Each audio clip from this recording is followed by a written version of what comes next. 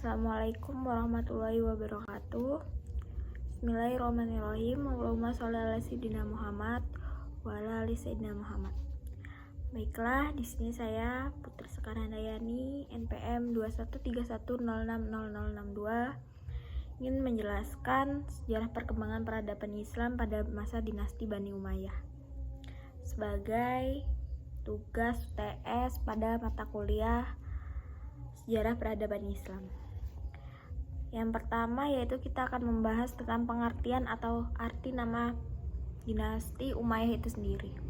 Dinasti adalah sebutan bagi keturunan bangsawan tertentu yang berkuasa di suatu tempat. Sedangkan Bani itu ialah sebutan keluarga atau keturunan dari seseorang tokoh yang terkenal pada saat itu. Kalau Umayyah itu ialah nama seorang tokoh dari suku Quraisy yang berkuasa di Mekah pada saat itu. Silsilah dari Bani Umayyah itu sendiri yaitu di mana diawali dengan Nabi Muhammad SAW. Beliau sampai ke Qusay, lalu di Abdul Manaf mempunyai anak bernama Abdul Syam, dan Abdul Syam mempunyai anak yang bernama Umayyah. Sedangkan yang mendirikan dinasti Umayyah itu sendiri yaitu Muawiyah bin Abu Sufyan adalah sahabat Nabi itu. Selanjutnya yaitu pada fase transisi. Fase transisi itu sendiri adalah di mana ada konflik yaitu dengan namanya Perang Siffin, yaitu konflik atau persengketaan antara Muawiyah bin Abu Sufyan dengan sahabat Ali bin Abi Thalib. Sehingga dari Perang Siffin itu lahirlah tahkim. Tahkim sendiri itu adalah mengambil hukum dengan negosiasi dan seterusnya. Setelah semua isu terjadi, insiden meninggalnya Ali bin Abi Thalib yang dibunuh oleh Ibnul Muljam, lalu diangkatlah khalifah yaitu Hasan bin Ali dalam jangka yang pendek sekali. Karena setelah itu ada penaikan pangkat yaitu Hasan bin Ali berdamai dengan Muawiyah agar nggak lagi terjadi konflik, berdalah dalam Islam dan perdamaian itu sendiri. Perdamaian itu sering disebut dengan Umul Jammah atau tahun bersatu. Nah, barulah setelah itu ditandai dengan berdirinya pemerintahan Muawiyah bin Abu Sufyan. Lalu selanjutnya tentang 14 khalifah, yaitu sebagai pendirinya sendiri ialah Muawiyah bin Abu Sufyan. Lalu dilanjutkan oleh anaknya yaitu Yazid bin Muawiyah, lalu dilanjutkan lagi dengan anaknya Yazid yaitu Muawiyah bin Yazid, dan seterusnya sampai dengan yang terakhir yaitu Marwan. Dan lalu ada Abdurrahman yaitu kelanjutan nanti di dinasti Umayyah versi 2. Dari 14 khalifah itu bisa dibagi secara garis besar yaitu ada 3 fase, yaitu fase pembentukan, fase kemajuan, dan fase kemunduran. Di fase pembentukan yaitu ada Muawiyah, dari Muawiyah sampai Yazid, sampai Marwan bin Hakam, dan sampai Abdul Malik bin Marwan. Itu banyak sekali terjadi konflik internal karena istilahnya itu baru pertama kali mendirikan kerajaan sehingga masih penuh dengan gejolak sehingga disebutlah fase pembentukan.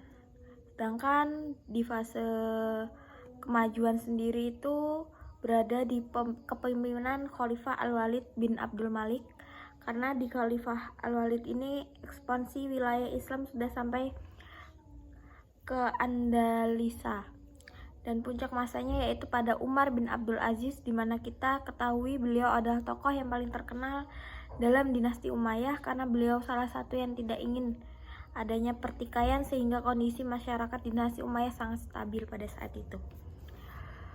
Fase kemunduran sendiri di mana dinasti Umayyah sudah mulai terjadi gejolak lagi, dan gejolak ini tidak bisa dipertahankan lagi sehingga ekstansinya runtuh dinasti Umayyah dan digantikan dengan dinasti Abbasiyah.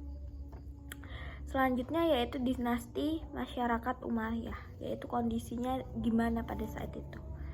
Ternyata kondisinya masyarakat itu sangat stabil dan banyak sekali, tidak hanya satu golongan tapi ada berbagai golongan, yang beberapa kelompok yang jelas. Pertama yaitu kelompok pendukung dinasti Umayyah yang ada di Suriah dan di Mesir. Lalu ada kelompok pendukung Ali bin Abi Thalib. Walaupun sahabat Ali bin Abi Thalib sudah meninggal, tapi pengikut fantastik dengan beliau itu masih ada, dan itu disebut dengan Syiah yang berada di Irak dan Mesir. Selain itu, dari proses tahkim yang di awal tadi menghasilkan kelompok Khawarij dan ada pula kelompok budak Persia.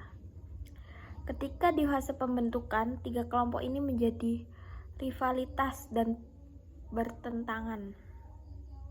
Selanjutnya yaitu lembaga pemerintah yang terdiri dari 5 lembaga. Yang pertama yaitu An-Nizam Al-Siyasi, yaitu lembaga politik pada saat itu.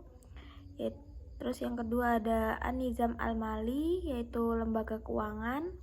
Yang ketiga yaitu An-Nizam Al-Idari, yaitu lembaga tata usaha negara. Yang keempat ada An-Nizam Al-Qadai, lembaga kehakiman. Dan yang terakhir ada An-Nizam Al-Harbi, yaitu lembaga ketentaraan. Untuk sekretaris negara sendiri atau biasa disebut dengan Dewan Al-Kitab, itu juga ada 5, yaitu Kitab Al-Rasil, yaitu sekretaris administrasi. Yang kedua ada Khatib Al-Kharaj, yaitu sekretaris keuangan. Ada Khatib Al-Jundi, yaitu sekretaris tentara. Yang keempat ada Khatib Asyurtah, sekretaris kepolisian. Dan yang terakhir yaitu Al-Qadi, sekretaris kehakiman. Kemajuan pada dinasti Umayyah itu sendiri menghasilkan ulama-ulama terkenal. Di antaranya yaitu Hasan Al-Basri, Ibnu Syihab Al-Zuhri, dan Wasil bin Atta. Dalam pembangunan sendiri yaitu mengubah katedral St. John di Damaskus menjadi masjid. Lalu ada menggunakan katedral Hims sebagai masjid, merenovasi Masjid Nabawi, dan masih banyak lagi. Untuk kemajuan lainnya antara lain yaitu ada Arabisasi terkait yang berhubungan dengan nama. Lalu ada moneter, yaitu menciptakan uang sendiri. Munculnya ahli bahasa Arab yaitu Sibawan dan sastrawan terkenal. Kemunduran dinasti Umayyah. Faktor-faktor yang meliputinya antara lain sistem pergantian khalifah yang mengakibatkan persaingan pada saat itu, latar belakang Bani Umayyah, pertentangan etnis antar suku, lemahnya kedaulatan pemerintah, dan munculnya kekuatan baru. Alhamdulillah selesailah pembahasan tentang dinasti Umayyah itu sendiri, yang semoga saja bisa dipahami. Mungkin itu saja yang dapat saya sampaikan. Maaf bila ada kesalahan, dan kepada Allah saya mohon ampun. Allahumma fiq illa aqwamit thoriq. Wassalamualaikum warahmatullahi wabarakatuh.